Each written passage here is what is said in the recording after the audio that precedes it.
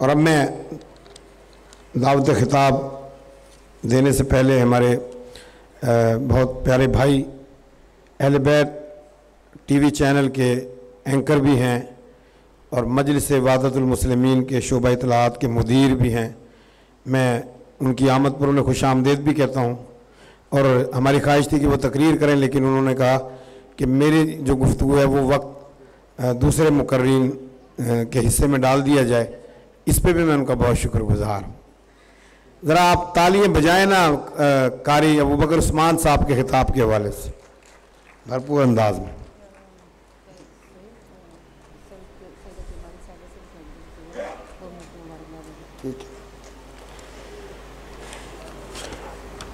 अब मैं दावत खिताब दूंगा शिया उलमा कौंसिल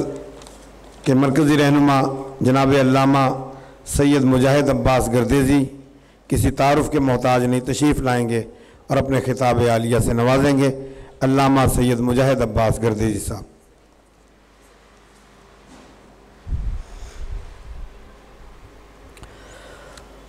औज़ु बिल्लाहि मिनश शैतानिर रजीम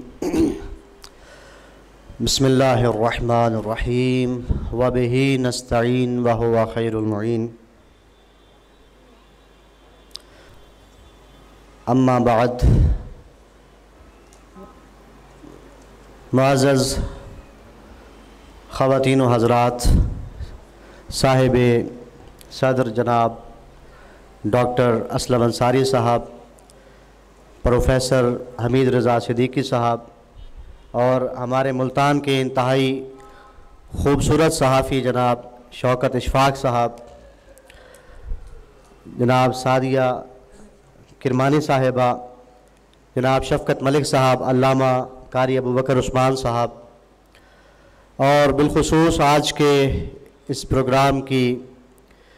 ऑर्गेनाइज़र ख़ानुम सैयदा जाहिदा बुखारी साहिबा, मुबारकबाद की मुस्तहिक है कि हमेशा की तरह इस साल भी इंतहाई ख़ूबसूरत तकरीब सजाई है और इनकी कोशिशें काविशें इस खाने फ़रहंग जमहूरी इस्लामी ईरान मुल्तान को फ़आल बनाने और आवाम के साथ मरबूत बनाने के हवाले से बड़ी काबिल कद्र है और मुल्तान के अमन पसंद और अमन दोस्त अवाम इसको बड़ी कद्र की निगाह से देख रहे हैं। मैं सिर्फ दो जुमले अर्ज़ करूँगा। जनाब अल्लामा अबू बकर उस्मान साहब का ख़िताब नौरोज़ के हवाले से बड़ा जाबे और माने ख़िताब था। जश्न नौरोज़ बेसिकली जब ये शुरू हुआ तो पारसी मज़हब के हवाले से शुरू हुआ, लेकिन जब बादशाह जमशेद ने इसको बाकायदा सरकारी सतह पर मनाने का ऐलान किया, पहले अगर ये मनाया जाता था तो एक मजहबी त्यौहार की हैसियत से मनाया जाता था, लेकिन 560 साल क़ब्ल मसीह यानी हज़रत ईसा की विलादत बासआदत से 560 साल पहले जब इसको सरकारी सतह पर यानी एक बादशाह ने कहा कि इसे बनाया जाए, हकीम उमर ख़य्याम ने अपने नौरोज़ नामा में ये लिखा है कि जब इसको सरकारी सतह पर बनाया गया तो फिर इस त्यौहार को एक ख़ास अहमियत हासिल हो गई। फिर जब हज़रत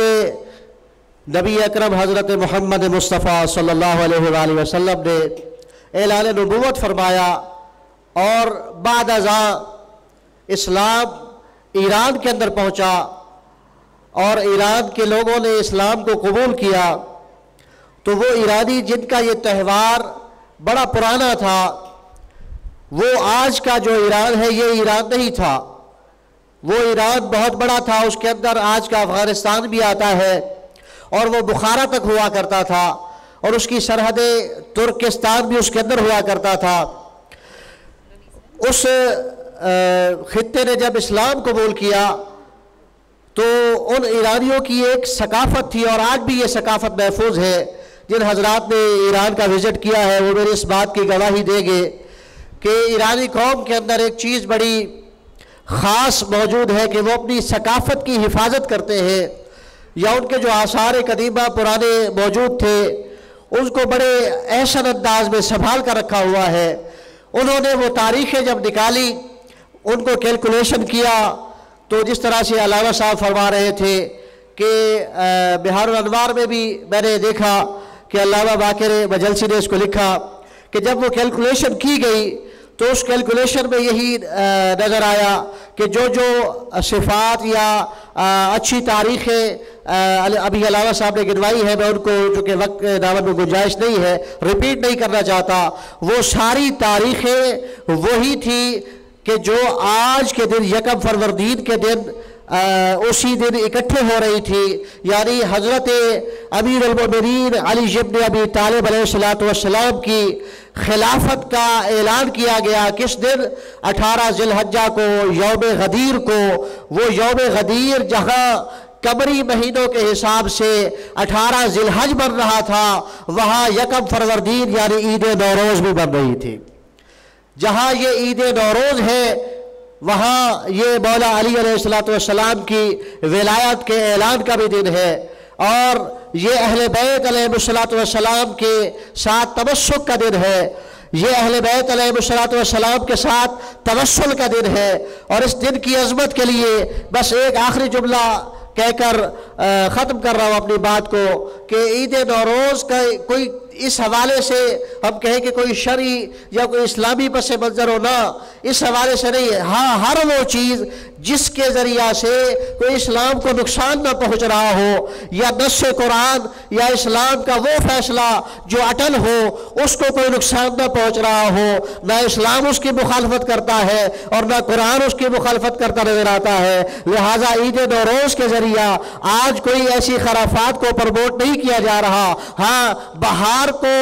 वेलकम किया जाता है, वहाँ के लोग खुशी और मुसरत को करते हैं, और बाज़ लोग आज के दिन आमाल करते हैं, दुआएं पढ़ते हैं। तो फिर मालूम हुआ ईद नौरोज़ का दिन कोई खराफत नहीं है, कोई बुरी बात नहीं है। ईद नौरोज़ का दिन बहार को वेलकम करने का एक दिन है, और अपने अपने प्यार को बांटने का दिन है, मोहब्बत के पैगाम को फैलाने का दिन है, अमन की बात करने का दिन है, यकजहती की बात करने का दिन है, इत्तेहाद की बात करने का दिन है, और एक दूसरे के दिलों को जुदा करने के बजाय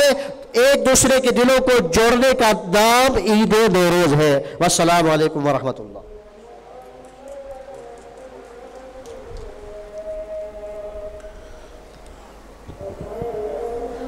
ये अजान समाप्त कर लें फिर सल्लल्लाहु अलैहि